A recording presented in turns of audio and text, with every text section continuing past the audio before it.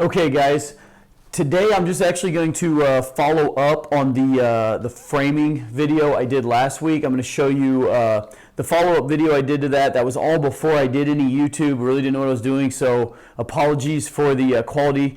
It's in vertical format and I didn't have a microphone on, but it's really good content showing you how you can attach a floor to a wall like a crawl space and keep going up. I'll show you right before I click to that video.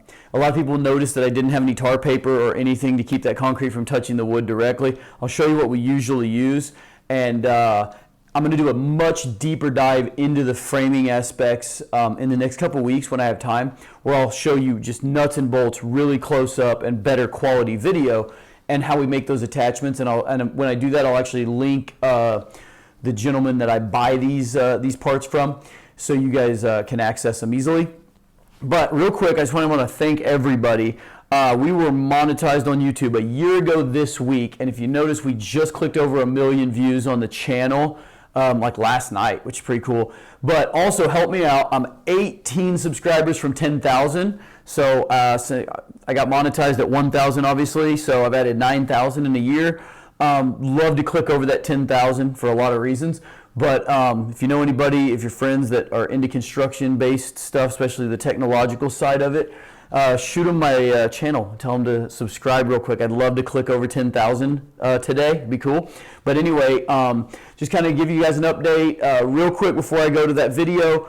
We're going to, I'll have a training date for June for the vinyl liner, the DIY stuff, looking around the 15th. We are so slammed right now with our own work. We're trying to get caught up, but we really feel like all of our monopore eco-finish stuff should be, if weather will just cooperate. You can see it's quite beautiful out there today, but we're getting rain like every 2 days for the next 2 weeks, have for the last month. We just can't get dry enough to get certain things done, and it's driving us crazy.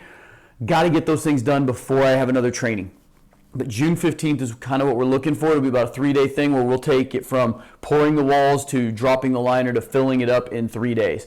A lot of things have to fall into place, so I don't want to commit to that date yet, but that's what I'm looking at. As far as anybody reaching out to me about pool kits, Joellen, my assistant, she had a baby. She's been out of town, lots of odds and ends. I will be getting hard numbers to, we've got at least 20 kits procured and safe. So before I commit to any more than that, we're going to go ahead and take delivery, get those shipped out. My suppliers on the pool equipment end are somewhat optimistic that the supply chain, while stressed, will keep up. So as that proves out, I'll start making it a lot more user-friendly on the website, where you can just click buy now, get the kit put together on your own. Right now, I don't want to be calling 100 different people telling you things that you clicked buy now weren't actually available. So until we're a little further down the road, we're just doing it custom. I know that's taking longer, because I'm kind of a one-man show. Obviously, Joellen does what she can to help out, but I basically direct her, so eventually it has to come through me, and it is the middle of the hot part of pool season, so bear with me. I will get everything out to you guys hopefully this week on the pool kits, but real quick, I'm going to just kind of show you the little attachment point. A lot of people ask, how do you attach things to the ICF wall? And there's several different methods. Fox Blocks in their book will show you just cutting out a core through between two webs that's slightly shorter than your rim board, so you don't see it anywhere. And then they'll have you put tar paper or some kind of film, keep the concrete off of the board. You'll run an anchor bolt through the board. When you screw the board on, that's always my preferred method, is to have direct connection to the concrete. You should have a water barrier between there, but just direct connection. I like that better than I like all the hanger systems that penetrate into the wall for a few reasons, basically ease of use though. But this is the thing we've used the most of. It's called an anchor tunnel. Like I said, I will link a phone number in this description, but I'll get more into detail on these in an upcoming video where I really get nuts and bolts on the attaching framing to ICF.